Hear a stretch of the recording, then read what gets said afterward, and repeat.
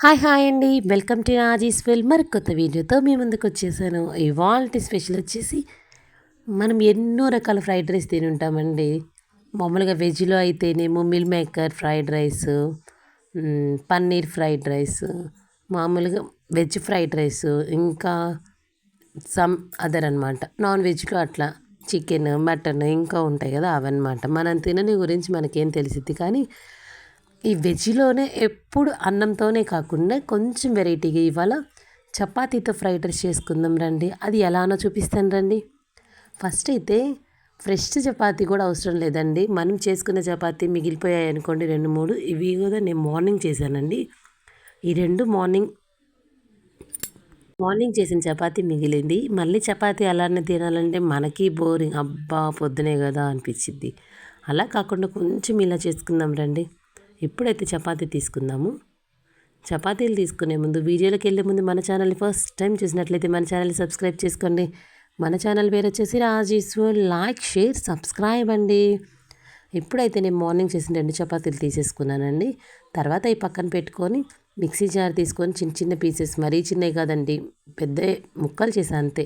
ఆ ముక్కలన్నింటినీ మిక్సీ వేసేసుకొని గ్రైండ్ చేసుకొని పౌడర్ లాగా వేసేసుకున్నా అంతే. దాన్ని పక్కన పెట్టుకొని ఇప్పుడైతే బాండీ తీసుకొని 2 టేబుల్ స్పూన్స్ ఆయిల్ వేసుకున్నాను. ఆయిల్ బాగా హీట్ అయిందా లేదా అని చూసుకొని మీడియం ఫ్లేమ్లో పెట్టుకొని హీట్ అయ్యాక కొంచెం అల్లం, వెల్లుల్లి చిన్న చిన్న పీసెస్గా కట్ చేసుకొని వేసుకున్నాను అనమాట. ఈ అల్లం వెల్లుల్లి బాగా వేయించుకోవాలండి. ఈ ఈ చపాతీ ఫ్రైడ్ రైస్లోకి ఈ అల్లం వెల్లుల్లి బాగా మెయిన్ రోల్. ఎందుకంటే మనం తింటుంటే అవి మన నోటికి తగిలి చాలా మంచి టేస్ట్ వస్తుంది అనమాట. ఇప్పుడు ఉల్లిపాయ ముక్కలు వేసేసుకుందాము. ఈ ఉల్లిపాయ ముక్కలు, మళ్ళీ పచ్చిమిర్చి కూడా సన్నగా కాకుండా కొంచెం పొడవుగా ఇలా జరుగుతుంటే సరిపోతుంది. ఎందుకంటే మన నోటికి తగలాలి కదా, మరి చిన్నవి అయితే మగ్గిపోతే ఆ ఫ్లేవర్ మనకి అనిపించదు. ఇప్పుడు ఉల్లిపాయ, పచ్చిమిర్చి బాగా ఇవి ఇవి కూడా సిమ్లోనే ఉంచుకొని బాగా మనం వేగిపోవాలండి. బాగా మగ్గేంత వరకు మనం వేయించుకుంటూనే ఉండాలి.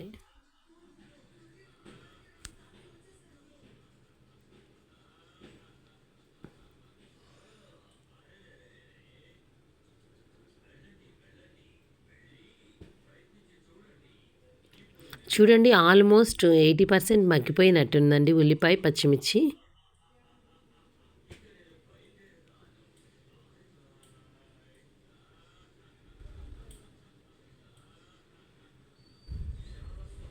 ఇప్పుడైతే కొంచెం టేస్ట్కి శనగగుండ్లు వేసుకుందాము.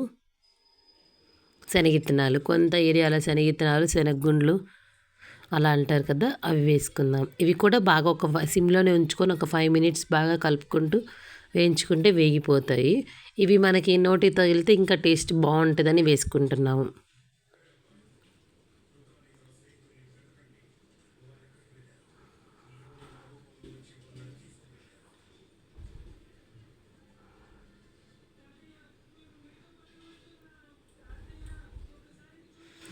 చూడండి, శనగిత్తనాలు ఆల్మోస్ట్ వేగిపోయాయి కదండి. ఇప్పుడైతే మన చపాతీ ఫ్రైడ్ రైస్కి మొత్తానికి సరిపడా ఉప్పు మటికి వేసుకునేటప్పుడు చాలా జాగ్రత్తగా వేసుకోండి. ఎందుకంటే మనం చపాతీలో కొంచెం వేసుకుంటాం కాబట్టి కొంచెమే వేసుకోండి.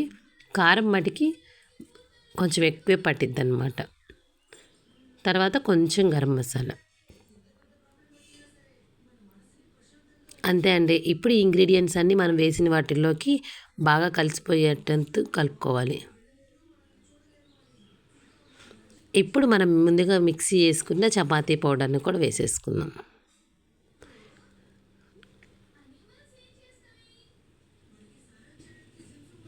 ఇప్పుడు ఇదంతా మొత్తం ఈ చపాతీ పౌడర్లోకి మనం వేసిన ఇంగ్రీడియంట్స్ మొత్తం కలిసేలాగా బాగా కలుపుకుందాము.